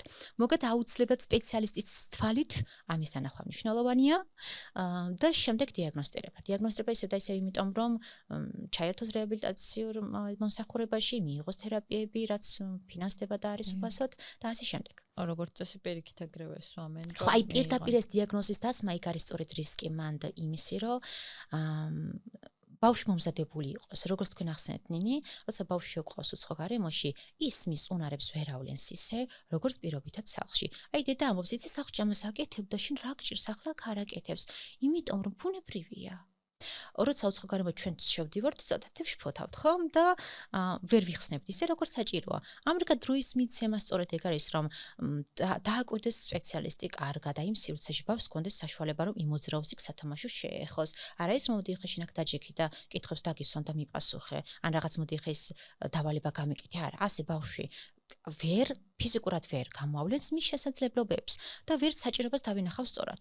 ამრიგად ჯერ აი ეს რაღაცა თერაპია, მოდი აბა ბავშვი თქვათ იქ მივიყვანო, თამაში თერაპიას მივმართო, ვეთამაშო როგორც სპეციალისტმა იმ კონკრეტულ უნარებზე, რაც განვითარება საჭიროებს და შემდეგ მოხდეს უკვე ბავშვის ესე რა ვთქვათ, შეფასება და დიაგნოსტირება. ანუ მშობელი უნდა მიხვდეს, ასე ვთქვათ, სადღაც თერაპევტის მიდგომითაც ალბათ რამდენად ჩქარობს კონკრეტულ კატეგორიაში მის მოქცევას ან საერთოდ აი თქვენ ადრეც ვისაუბრეთ ჩვენ და მახსოვს რომ აღნიშნეთ რამდენად მშობელთან თანამშრომლობენ და განიხილავენ რომ გადავიდეს ხო მე სახლში. რომ ხშირად საერთოდ ვერ იღებს მშობელი ინფორმაციას და ხო უნდა მიხვდეს სწორ ადგილას არის თუ არა ეს რო ვასწავლოთ. კი ესეც წამყვანი და მნიშვნელოვანია, იმიტომ რომ სამწუხაროდ ასეთი кейსებიც არის, როცა ვეკითხები მშობელს რომ თქვენ შვილთან რაზე მუშაობენ აი ამ ცენტრში, მაჩვენეთ რა არის გაწერილი, ხო მიზნები, რასაც უნდა დაეყნოს, არ ვიცი არის პასუხი. ეს ძალიან სამწუხაროა, იმიტომ რომ არ ვიცი, არ პირიქით მშობლის ჩართულობითაც უნდა მოხდეს ამ ყველაფერს გაწერა, იმიტომ რომ მშობელი არის აი პირველი წყარო იმის, დიახ მის შვილს რა შეუძლია, რა არ შეუძლია და მშობელთან აქტიური კომუნიკაციის გარეშე ყველა დიაგნოზი, ყველა შეფასება უბრალოდ ვერ იქნება და არ იქნება ვალიდური. ამრიგად ყველა ცენტრმა, ყველა სივრცემ, ბაღი იქნება, სკოლა იქნება თუ სხვა ცენტრები იქნება, მშობელთან აქტიური თანამშრომლობით უნდა განსაზღვროს ის ბავშვს რა სჭირდება. მშობელს გააცნოს და შემდეგ ის გეგმა, რომ აი პირობითად შენ შვილთან ვმუშაობთ, რა ვიცი, მაგალითად მოტორული სფეროს განვითარებაზე. ამაში რა მოიაზრებანი? მაგალითად ის რომ პლასტილინით ვაკეთებთ ფიგურას და მოდი შენ სახლში ეს გააკეთე, იმიტომ რომ თუ ეს ბავშვი მიდის სადღაც ცენტრში და სპეციალისტი აქ მუშაობს 45 წუთი 1 საათი, საერთოდ არ კმარა იმისთვის, რომ ჩვენ კონკრეტული შედეგი მივიღოთ. თუ მშობელმაც იგივე მიზნებით დაახლოებით, ოღონდ აქ რა თქმა უნდა აუხსნა სპეციალისტმა როგორ რომ შეცდომა არ დაუშვას და პირიქით არ დააზარალოს ბავშვი, გააგრძელდეს სახლში. ოღონდ სხვა აქტივობებით, რაც იქ მოიპოვება მშობელს, არ არის სავალდებულო, ის რესურსები გააჩნდეს, რაც არის ცენტრში. მაგალითად ძალიან ისეთი ყოფითი ის რომ ავიღოთ, ხო, მაგალითები, აი კვერცხი გააბრსქვევინოს ბავშვს, დააჭრევინოს ხელი, აი ჩართოს აი ამ ყოველდღიურ საქმიანობაში. ასევე აი ფუნქციური უნარების განვითარების ნაწილში მისცეს დრო და სივრცე ბავშვს, რომ ისიც ჩაიცვას, ისიც გაიხადოს, ისიც გაიხოს კბილები და ამ შემდეგ. ანუ ეს ზემოდან ყველაფერს შე რო ვუკეთებთ, ეს კიდევ უფრო მეტად აბრკოლებს, ხო, აი ამ განვითარების ნაწილს. ამრიგად, ამას როცა უხსნი მშობელს, მოყვება მშობელი. აი მე არ მეგულება მშობელი, ეს რო გადავხედო, თუ კარგად აუხსნით ნინი, მისთვის გასაგებ ენაზე, არ წამოყვეს. ფიქრობ, რომ ხო, უბრალოდ ის არის, რომ გააჩნია ხო აი მშობლის მსაუბას გააჩნია, რა თქმა უნდა და მის ცნობიერებას და ცოდნა გამოცდილებას, მაგრამ სწორედ მე სპეციალისტი იმიტომ ქვია, რომ მე ისე მივუდგე მშობელს, რასაც ვხედავ, რა მსაუბა აქვს, ხო? და იმის მიხედვით ვურჩიო მან, მოდი შენ სახლში ასე გააგრძელე. ეს არის უკვე ხო სწორი მიდგომა და პროფესიონალიზმი. არა ის რომ ყველას ერთნაირი შაბლონი მივცე და უთხრა რომ ასე ეს შეუძლებელია ყველასთან ერთნაირად. ნამდვილად. და იმ მშობლის სირთულეებზე რომ ვისაუბროთ, ყველაზე დიდი, ალბათ არ ვიცი, მე ვფიქრობ, რომ საზოგადოების ტრაგედია არ ვიქნები ალბათ ხმამაღალი რომ ვთქვა, რამდენადაც ძალიან ბევრ სხვა მშობელს, რომელსაც ყავს ტიპური განვითარების ბავშვი და კლასში ინკლუზიური განათლების ფარგლებში შეხება აქვს სპეციალური საჭიროების მქონე ბავშვთან, აქვს რეაქცია, რა დააშავა ჩემმა შვილმა, რომ გაკვეთილს ვერ ისმენს, ან რა დააშავა მასწავლებელმა კაცო, ცოდოა ეხა არ ხელი ეშლება გაკვეთილის ჩატარებაში, მე ფულს რაში ვიხდი, თუ კერძო სკოლაში დამყავს პირობითად. რაში ვიხდი მე ამდენ ფულს ეხა, რომ სხვას უსმინოს და მასწავლებელმა სხვას დაუთმოს დრო. რატომ უნდა იყოს ბავშვი სპეციალური საჭიროების მქონე ბავშვი ტიპური განვითარების ბავშვებთან ერთად და რას იღებს ამით თუნდაც ტიპური განვითარების ბავშვი და მასწავლებლის როლი აქ სად არის, რამდენად არის მის პროფესიონალიზმზე დამოკიდებული, როგორ მიუდგეს, ხდება თუ არა მისი გადამზადება და საერთოდ რა შეგვიძლია ამ დროს მშობელს, უწევს მშობელს, რომ იბრძოლოს მე ამისთვის და ან კლას ატაროს, რომ რომელს ექნება უფრო მეტი მიმღეობა, მშობლებს მეტი შეგნება და ასე შემდეგ. ხაი ნახეთ სწორედ ინკლუზიური განათლებას მაგას ნიშნავს რომ ყველა ბავშვი მიიღო მიუხედავად მის საჭიროებისა დიაგნოზისა და ასე შემდეგ უბრალოდ აქ ისევ სისტემურად მინდა ვახსენო ერთი ნაწილი რომ როდესაც საქმე ეხება სპეციალურ საჭიროებას მქონე ბავშვს შეიძლება რაღაც ნაწილში მე პირიქით ბავშვის ინტერესებიდან გამომდინარე უკეთესი იყოს ხდებოდეს მასთან ინდივიდუალური მუშაობა რა ვიცი ინტეგრებულ ჯგუფში და კლასში ყოფნა და თქვათ მე მოხდეს ნელა ინტეგრაცია და ბოლოს ინკლუზია ჯერ ინტეგრაცია და ბოლოს არის ინკლუზია სრული ჩართულობა ინტეგრაცია რას ნიშნავს მე შემყავს ბავშვი სპეციალურ საჭიროებას მქონე ბავშვი თანატოლებთან კლასში და იგზის თუმცა თანამონაწილე არ არის ამ პროცესის ანუ შევდივარ გამოვდივარ რაღაც მცირე დროებით ხო და ძირითადი სასწავლო ეს რა ვთქვათ ფორმატი მიმდინარეობს ინტეგრებულ კლასში რაც შეეხება უკვე უშუალოდ ინკლუზიას რაც გვინდა ყველას ხო როცა ბავშვი ის კლასში უნდა იყოს მასზე მორგებული გარემო აი ეს ინდივიდუალური სასწავლო გეგმა რასაც უნდა წერდეს აუცილებლად საგნის მასწავლებელი სპეციალურ მასწავლებლის ხარდაჭერით და ხდებოდეს კოორდინირებული და სწორი მუშაობა ამრიგად უფრო ვფიქრობ რომ უნდა ამოვიდეთ ბავშვის ინტერესებიდან და მას აი ამ მოცემულობაში რა სჭირდება და შემდეგ როგორ მოხდეს მისი დიახ სრული ინკლუზია საგანმანათლებლო სივრცეებში რაც შეეხება თავად სპეციალისტების მსაუბარს და აი მშობლების მსაუბარს რომ პირობითად ბავშვი რომელსაც დიაგნოზი აქვს არ უნდა იყოს მისი ბავშვის კლასში აქ არის ძალიან დიდი საფრთხე პირადად ჩემთვის როგორც სპეციალისტისთვის როგორც ადამიანისთვის როგორც მოქალაქისთვის იმიტომ რომ ჩვენ ისეთ გზას გავდივართ და რაღაც ისეთი პერიოდი მოვიდა არ ვიცი რომ ძალიან დიდია ეს აგრესია ძალიან დიდია საზოგადოებაში შფოთის დონე ძალიან დიდია ეს ჩაგვრა და რაღაცა ეს ემპათია არ არის და ჩვენ თუ გვინდა უბრალოდ რომ ემპათიური საზოგადოება ვაშენოთ შევქმნათ და არსებობდეს რაღაცა მხარდაჭერაზე ორიენტირებული მიდგომები შეუძლებელია აი ამის გარეშე რომ კლასში არ იყოს სხვადასხვა საჭიროების, სხვადასხვა შესაძლებლობის ბავშვი. და რატომ? იმიტომ რომ მე როგორც ბავშვი, სწორედ ხვდები რომ სამყარო მრავალფეროვანია. სამყარო არ არის რაღაც სწორხაზოვანი და შეიძლება ვიღაცას ამის გაკეთება უჭირდეს. ვიღაცა აკეთებდეს, ვიღაცას ეს მოსწონს, ვიღაცას ძალიან კარგად შეუძლია რომ აი გამოვიდეს და საკუთარი თავისი ვერბალურად წარმოაჩინოს. ხაი მოყვეს ეს რაღაც პრეზენტაცია გააკეთოს, ხო? დაბასთან. მაგრამ ვიღაცა ძალიან კარგად შეუძლია, როდესაც ჩვენ ჯგუფურად ვმუშაობთ, მაგალითად, დახატოს და მისი თავი ასე წარმოაჩინოს. ვიღაცამ პირობითად დაწეროს. ისევ სად მივდივარ, ისევ ინკლუზიური განათლებასკენ მივდივარ, ისევ აი ამ კონცეფციაზე მივდივარ, რაც ნიშნავს იმას, რომ არ არის სავალდებულო ყველა ბავშვი ერთნაირად სწავლობდეს, ერთნაირად იქცეოდეს. მთავარი არის ის, მე რამდენად ვაძლევ თითოეულ მოსწავლეს შესაძლებლობას, რომ მისი თავი გამოხატოს. და დიაგნოზი აქ საერთოდ არ უნდა ვახსენო, იმიტომ რომ რას ნიშნავს ეს გამოდის თუ ვიღაცას დიაგნოზი არ აქვს, ყველანი ერთნაირი არიან, კლასში 30 ბავშვი, რა თქმა უნდა არა. ამიტომ მშობელმა ფრთხილად იყოს ამ ნაწილში, რომ თავად საკუთარ შვილს რასაც შთაუნერ გავს და რა სიგნალსაც გაუგზავნის, რომ შენ განერიდე პირობითად აი ამ მოსწავლეს, რომელსაც აუტიზმი აქვს, თითქოს ეს იკბინება. ესე იგი მე ჩემ შვილს ძალიან სულ რამეს ვასწავლი. მე ჩემ შვილს ვასწავლი იყოს არაემპათიური, ვასწავლი იყოს არა მხარდაჭერაზე ორიენტირებული, არამედ ჩაგვრაზე. და ეს გვინდა, ეს მშობელს უნდა, თუ ეს მშობელს უნდა, კი ბატონო. მოგეთ ეს სივრცე არის სასარგებლო როგორც ტიპური განვითარების მქონე ბავშვებისთვის, ასევე ატიპური განვითარების მქონე ბავშვებისთვის და მათი მშობლებისთვის, რადგან ისევ და ისევ როგორც ვახსენე, ეს მრავალფეროვნება გჭირდება რომ გადავრჩეთ. რომ ერთმანეთს გავუფრთხილდეთ. და ვფიქრობ ეს ძალიან ძვირფასი და ღირებულია, ხო? ამაზე ძვირფასი შეიძლება იყოს რამე? მე ვფიქრობ რომ არაფერი, იმიტომ რომ რაღაცნაირად აი წარმოიდგინეთ კლასი, სადაც პირობითად ზის 20 ბავშვი, რომელსაც აცვია ყველას ლურჯი მაისური, მაგალითად, ხო? და ყველა ბავშვი ხაი რაღაცა ესე თავის იმაში, ყველა ბავშვი ერთნაირად გამოხატას მის თავს, ყველა ლექსით გვეუბნება რაღაცას. ჩვენ შეგვიძლია გვისაუბროთ იმაზე, რომ სადღაც მე აქ ვხედავ ინდივიდს რაღაცა ჯგუფს, რომელიც არის ერთნაირი და ეს მარტივია მასწავლებლის. მარტივი. აი, ისევ მივდივართ სად, ნინი, რომ რაც არის სიმარტივე, ისევ და ისევ კადრების დეფიციტი, ისევ და ისევ ცოდნების დეფიციტი ამას გვათქმევინებს, სხვა შემთხვევაში არ გვათქმევინებს.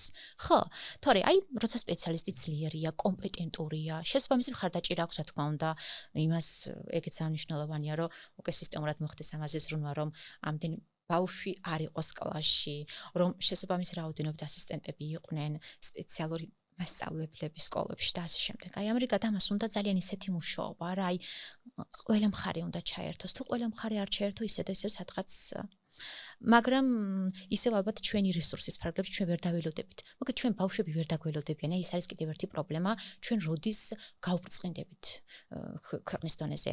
ამას ბავშვები ვერ დაელოდებიან, ამიტომ მე ვფიქრობ, რომ ჩვენ ინდივიდუალურ დონეზე ზრდასრულებს უნდა გვქონდეს იმის პასუხისმგებლობა ჩვენ ვიზრუნოთ ამაზე. პირობდად ჩვენ გავძლიერდეთ. ის კი არ ვთქვა რომ ეხლა ეს ბავშვი მიშლის ხელ საჩქარა გაიყვანე, არა, მოდი მშობელი დავიბარო და როგორ ფიქრობთ, რა შეგვიძლია გავაკეთოთ. სპეციალურ მასწავლებელს შევხვდე და მოდი ერთად მოვიფიქროთ რა აქტიობა დავახვედრო ამბავს.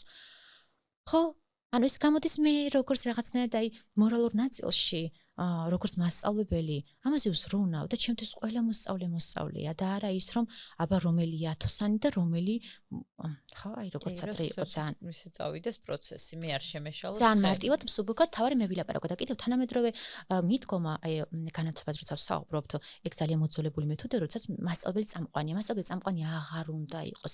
წამყვანი უნდა იყოს მოსწავლე და მოსწავლეს უნდა მივცეთ სივრცე, რომ მან საკუთარ თავი გამოხატოს. მათ არ გაათავხედებთ. არ პირიქით, კი, არ გაათავხედებს ნამდვილად. უფრო პირიქით, კი. და აი ბარემ მაშინ შევაჯამოთ, როგორ ვასწავლოთ ტიპური განვითარების ბავშვებს მშობლებმა, როდესაც შეიძლება მათ გაუჩნდეთ კითხვები, როგორც წესი ისინი არ აღიქვამენ ხოლმე განსხვავებულად სპეციალური საჭიროების მქონე ბავშვებს და აბსოლუტურად მათთვის არანაირი ეს ნიშნით, ანუ თვითონ ამ ბავშვებს ეს შეგრძნება არ აქვთ რა, ჩვენ ვახვევთ ხოლმე როგორც წესი თავს, ან მასწავლებლისგან მოეხვევათ ხოლმე თავს, ან მშობლის ვითომ ბავშვს არ ესმის და ისე გაგონილი ფრაზებით ვახვევთ მოკლედ ამ ყველაფერს თავს და მაინტერესებს როგორ იქნება სწორი, რომ მშობელმა მიაწოდოს თუ კლასში ჯგუფში ბავშვს ყავს სპეციალური საჭიროების მქონე მოსწავლე ჯგუფელი, როგორი იყოს მისი დამოკიდებულება კი არა, დამოკიდებულება რა თქმა უნდა გასაგებია, მაგრამ აი კითხვებს თუ დასვამს, რომ არ იყოს უხერხული, ასევე არ გამოგვივიდეს პოზიტიური დისკრიმინაცია, ამაზეც უნდა მეთქვა, იმიტომ რომ ხშირად მშობლებს რომ არიციან რა ქნან აქვთ ხოლმე ეს არაჯანსაღი რეაქციები, რომ რასაყვარელია და ლოყევის დაჭკმეტა და უი შეხედე და აი მზის შვილები და ასე შემდეგ, რაც ასევე უხერხულობას იწვევს და ასევე ну გამაღიზიანებელი თუ არა მინიმუმ რაღაცნაირად სევდიანია ხოლმე მე მშობლისთვის ან თვითონ ბავშვისთვისაც დარწმუნებული ვარ იგრძნობა და სწორი რეაქცია როგორ გქონდეს დიდებს და როგორ ვასწავლოთ სწორი რეაქცია ბავშვებსაც. კი ბატონო. ამისთვის ჩვენ შეგვიძლია გამოვიყენოთ აი ეს ყოველდღიური პრაქტიკები, მაგალითად თუ მშობელი მიდის ქუჩაში ბავშვთან ერთად და შენიშნა ტლით მოსარგებლეს არ დაასრულიან ბავშვი. აქ რაღაცნაირად ბავშვებს უჩნდებათ ხოლმე კითხვა, რომ მაგალითად ეს რატომ დადის ამით, ან რას ეს რა არის, ხო? აქ შეუძლია მშობელმა ძალიან ბუნებრივად, აი პოზიტიური დისკრიმინაცია რაც ძალიან ხშირად ვლინდება ამ დროს, ამას რომ თავი ავარიდოთ, ხო ნახე ეს ტლით მოსარგებელია. ჩვენ ფეხებით გადავადგილდებით, მაგრამ შეიძლება ზოგიერთი ადამიანი გადაადგილდებოდეს ეტლით და ეტლს იყენებდეს აი ამ გადაადგილებისთვის. და საკმარისია. რა ვქენი მე ზედმეტი საწყალია, შეიცოდე, დაიხმარე, ეს არ გვინდა. ეს არაჯანსაღია. პირიქით ჯანსაღად რომ ხო ჩვეულებრივია რომ საზოგადოება შეიძლება იყოს ეტლით მოსარგებლეც. აი ხილჯოხი რომ გქონდეს ასეთი ინდივიდიც, ხო? ამრიგად ამაზე საუბარი და ისე ძალიან ზომიერად მიწოდება ბავშვისთვის, აი ეს არის სიჯანსაღი. გარდა ამისა კიდევ თქვა როგორი რეაქციები ჰქონდეს, ხო? შეგვიძლია გამოვიყენოთ წიგნები, ძალიან ბევრი კარგი წიგნია უკვე, სადაც არის ეს ცხოველებზე პირობითად ადამიანებზე, აი ვთქვათ გოგონა, რომელიც არის ეტლით მოსარგებლე, ან ცხოველები, სადაც პირობითად სჭირდებათ განსხვავებული მხარდაჭერა. აი ამ წიგნების კითხვა, ან მცირე ფილმების ნახვას და პირობითად ეს თემა არის წამოწეული, მე ამისი განხილვა. სწორედ ეს ეხმარება ბავშვს რომ დაინახოს რომ ყველანი ესე კი არ დავდივართ ვიღაცა იყენებს სხვადასხვა დამხმარე ტექნოლოგიას, საშუალებას. ან თქვა პირობითად თანაკლასელი, რომელიც ვერ საუბრობს, ხო, ნინი და მას ჭირდება პირობითად ბარათები, რომ გავგაგებინოს რა სჭირდება. აქაც შეგვიძლია აუხსნათ, რომ ჩვენ განსხვავებულად გამოვხატავთ საკუთარ თავს. ვიღაცამ შეიძლება სიტყვებით გითხრას რა უნდა, ვიღაცამ დაგვიწეროს, ვიღაცამ ბარათებით, მაგალითად, ბარათი სადაც არის წყალი, ხო? ბარათს მაწოდებს, იგი წყალი უნდა. და ესე ყოფილდება მისი საჭიროება. რაღაცას ვერაკეთებს და უჭირს და უბედურებს. სუსტად ის რომ ხო არ გამოსდის ეს პრობლემა აქვს არა. აი ამ კუთხით წავიყვანოთ. და აი ეს არის უკვე ინკლუზიური გარემო, რომ ყველა არის მიღებული, დანახული და აქვე ზედმეტი მხარდაჭერა რომ ეს საყვარელი ტკბილი არ არის. ეხლა ჩვენთან ასე აკეთებენ ადამიანები? ანუ იმასთან რატომ უნდა გავაკეთოთ, ხო? იმ ბავშვთან მაგალითად. პირიქით უფრო უხერხულია. თანაც ნებართვა ძალიან მნიშვნელოვანია. ჩვენ ხშირად ესე ვეცემით და რაღაცა გვინდა რომ ქუჩაზე გადავიყვანოთ. აბა ეხლა აქ რაღაცა არ ვიცი. არ არის ეს სწორი. პირიქით ვკითხოთ ამ დროს ადამიანს, გსურთ დახმარება? შეხების დროსაც მე შენ გეხები, ახლა შეგეხო, დაგეხმარო და ასე შემდეგ. და ეს უნდა ვასწავლო ბავშვს. და ეს ისევ და ისევ ისწავლება პირადი საზღვრებით და პირადი მაგალითით. მე თუ მშობელი, რომელიც თავად ვკითხავს, ვიცახი უი როგორი საწყალია, როგორი საცდავია, უფრო სამწუხაროდ ეს არის იცი ძალიან ხშირი, რომ მშობელს ეცოდება. ხო, თითქოს ეს კარგია, მაგრამ არ არის კარგი, რომ უი საწყალი რო ვიცახით, ეს ბავშვს ესმის. ანუ მე არასწორ ინფორმაციას ვაგზავნი უკვე, მაგრამ თუ ასე ჯანსაღად მივაწოდებ ინფორმაციას და ვეუბნები რომ მისაღებია. ყველა ინდივიდი მისაღებია. ანუ თანასწორად ვეღარ აღვიქომ ესე ამას ნიშნავს. კი, აი ისიც უნდა დავანახოთ რომ პირობითად თუ ეტეთ მოსარგებლე აფთიაქში შესვლას საჭიროებს და უნდა რომ აფთიაქში შევიდეს, ან კიდე მარკეტში და იქ რომ პანდოსი არ გაგვაჩნია და ვერ შედის. იმას კი ვიტყვით რომ ეს საწყალია და ვერ შედის. არა ის ვთქვათ რომ აი პრობლემაა და გვჭირდება გარემო სადაც ყველა ადამიანი შეძლებს გადაადგილებას თავისუფლად. მე თუ ეტყვის მოსარგებლე ვარ, ის იმას არნიშნავს, რომ შეზღუდული მქონდეს გადაადგილება სივრცეში. დასკვნა და პრობლემა არის გარემოში და არა ინდივიდში. და აი ეს გზავნილები არის უძვირფასესი ბავშვისთვის, იმიტომ რატომაც არა შეიძლება ის ბავშვი გაიზარდოს, რომელიც დიახ თავად ისრუნებს ამაზე, რომ უფრო უნივერსალური დიზაინით მოაწყოს რაღაც სივრცეები და თავადაც მან მისი წვლილი შეიტანოს. ნამდვილად და ეკრანი თუნდაც რომელსაც ესე აქტიურად ვიყენებთ, იქ არის რამდენიმე მულტფილმში ანიმაციაში შევამჩნიე იმპლანტი, ყური შევამჩნიე ეტლი და შეგვიძლია რომ ამ რესურსებით მივმართოთ და არა ის რომ აი თუნდაც ეკრანი გამოვიყენოთ რაღაცა ბოროტად, ბავშვის მოშორების მიზნით და ესეც რა ვიცი ძალიან კარგი იქნება ამ ხრივაც თუ შევაჯამებთ რეალურად კარგი 21 საუკუნეში ხა გამორიცხული ხო სრულად ამოგდება ამ გაჯეტების და ის რომ თქვათ ინგლისურს სწავლობს ბავშვი ან რაღაცას სწავლობს, ვერ იქნება არგუმენტი ეკრანის გადაჭარბებულად გამოყენების. ეს რჩევა რომ დავუტოვოთ ჩვენს მაყურებელს, როგორ გამოვიყენოთ ეკრანის საჩვენოდ ისე, რომ თუნდაც ის გარემო, რომელიც საჭიროა რომ შევქმნათ ემპათიური ბავშვები, რომელიც გვინდა რომ გავზარდოთ და საბოლოოდ ვაქციოთ ემპათიურ საზოგადოებად, როგორ გაგვეხმაროს ეკრანი ამაში და სწორი დანიშნულება რა არის ამ ეკრანის, რომ შემდეგ არ ვიძახოთ, რომ აუტიზმი დაემართა, ან განვითარების ეტაპების ჩამორჩენა, დაყოვნება და ასე შემდეგ.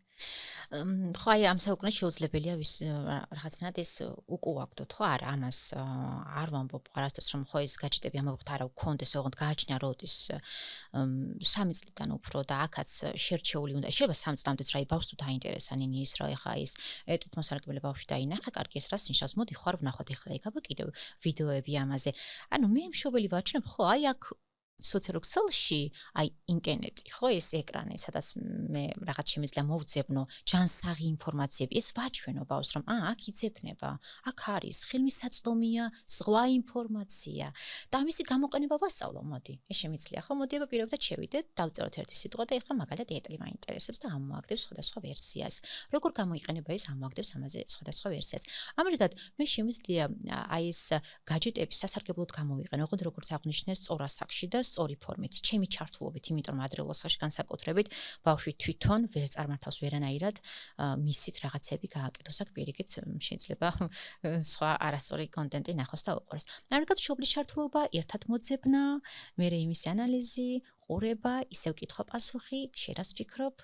აი ეს არის უკვე ჯანსაღი და ეკრანის სასარგებლო გამოყენება და შემდეგ უკვე ბავშვს ვასწავლის სკოლაშიც რომ უკვე მიდის რომ აი ხო, გაჯეტები არსებობს, ოღონდ არსებობს არა იმისთვის რომ აი ეს რაღაც თამაშები რაც ძალადობრივია ისინი ვითამაშონ კიდევ სკროლოეს, ხო? TikTok-ი რაც სრულიად შეუსაბამოა, არამედ მოდი მოვიძიოთ, ჩავწეროთ პრეზენტაციის აწყობაში რომ მე ისწავლოს უკვე სკოლაში პროექტების მუშაობა და ასე შემდეგ. იმიტომ შობლებს ძირთადად ადრეულ ასაკში ისუხარეთ რომ რაღაც ისწავლო, რატომაც არა ისწავლა და რეალურად ეს ხო, ნამდვილად არ არის ის ცოდნა რომელიც შეიძლება. კი, აი მაგ ნაწილში ნინი ხო ის რომ ბავშვი ბევრ რაღაცას სწავლობს, აი ამ გაჯეტებიდან რა ვიცი შეიძლება იყოს ფიგურები, ფერები და სხვა ელემენტები ეს კარგია კი ბატონო, ოღონდ თუ ამის სწავლა ხდება თამაშ-თამაშით და არა ესე ეკრანიდან ბავშვს ვაწოდებ ეკრანს და ის დაიზეპირებს ამ ყველაფერს ეს არ არის ჯანსაღი ნამდვილად, იმიტომ რომ როგორც უკვე ვისაუბრეთ პირველ ნაწილში, ადრეულ ასაკში ფოკუსი უნდა გავაკეთოთ სოციალურ ემოციურ სფეროზე, ეს კიდე რა თქმა უნდა არ განვითარდება ეს სფერო, თუ ცოცხალი ინტერაქცია, კომუნიკაცია და ეს ცოცხალი გამოცდილებები არ დავაგროვებ მე. ამრიგად მშობელმა ფრთხილად იყოს, იმიტომ რომ ეს უბრალოდ რაღაცა ფრაგმენტული ცოდნები და ფაქტობრივი ცოდნები არ ეხმარება ამბავს ადრეულ ასაკში, მაგრამ ყველაფერს ისწავლის სკოლაში, მართლა ისწავლის და ფერები ხო კარგი კი ანუ გვაქვს რაღაც ჩვენ კონკრეტული კრიტერიუმები რამდენი ფერი უნდა იცოდეს რომელი უნდა იცოდეს ადრეულ ასაკში ბავშვმა თუმცა ისევ და ისევ ვაკონკრეტებ რომ არა გაჯეტით და არა ეკრანიდან ეს ყველაფერი ბავშვს ვაძლევ ტელეფონს და შენ ახლა აქ ეს ყველაფერი ისწავლე ეს არ არის რადგან ამის უარყოფით მხარე უნდა ვთქვა რომ ეს ჭარბი რაოდენობით სტიმულები რაც ეკრანში არსებობს ფიზიკურად შეუძლებელია რომ აი რეალურ გამოცდილებაში ბავშვმა მიიღოს ამრიგად მისი ტვინი სტიმულირდება მისი ტვინი უკვე ეჩვევა აი ამ ძაფრ სტიმულებს და მე სულ ამას ითხოვს ტვინი მე ამიტომ ხდება სკოლაში რომ მიდის ეს ბავშვი რომ უჭირს კონცენტრირება და მისთვის უკვე წიგნი არის ერთფეროვანი და ინტერესს აღარ იწვევს და ყურადღების კონცენტრაცია არის ძალიან დაბალი კი ძალიან დიდი პრობლემაა სამწუხაროდ ხო ყველაფერთან ერთად ძალიან დიდი მადლობა ვფიქრობ რომ ძალიან საინტერესო ეპიზოდი იქნება და ბევრი სასარგებლო საინტერესო რჩევა გაეცით კიდევ ერთხელ დიდი მადლობა ამისთვის იმისთვის რომ სოციალურ ქსელში აზიარებთ სრულიად უსასყიდლოდ ისეთ ინფორმაციას რომელსაც დარწმუნებული ვარ რომ ყველა ვერ გაცდება თუნდაც სპეციალისტთან მისული შეიძლება ვერ იღებდეს და ძალიან დიდი სიკეთეა ვთვლი რომ მართლა მნიშვნელოვანი იმიტომ რომ არ არის ბევრი პროფესიონალი იმიტომ რომ არ არის ხელმისაწვდომობა სამწუხაროდ იმედი მაქვს რომ ამ გადაცემიდანაც ბევრს წაიღებს ჩვენი მაყურებელი კიდევ ერთხელ უღრმესი მადლობა ძალიან დიდი წარმატებები მინდა გისურვოთ და დავემშვიდობები ჩვენს მაყურებელს შევახსენებ რომ არ გამორჩეს ასეთივე საინტერესო ეპიზოდები ბევრი ისეთი სასარგებლო ინფორმაცია რომელიც აი ამ ინფორმაციულ ზღვაში ვერ ვარჩევთ რომელია სწორი და არასწორი და ჩვენ ვცდილობთ რომ ზუსტად ისეთი სპეციალისტებთან გაჟღერდეს რომლებიც ამ სფეროში არიან დაკავებული თანამედროვე მტკიცებულებაზე დაფუძნებული ცოდნებით და გვიზიარებენ ამ ყველაფერს, ამიტომ გამოიწერეთ არხი, დალაიქეთ ვიდეო და გააქტიურეთ ზარის ღილაკი. ჩვენ ვიმყოფებით ლისი პოდკასტ სტუდიაში და მისი გუნდი მუშაობს ამ გადაცემაზე, რისთვისაც კიდევ ერთხელ დიდი მადლობა და გემშვიდობებით.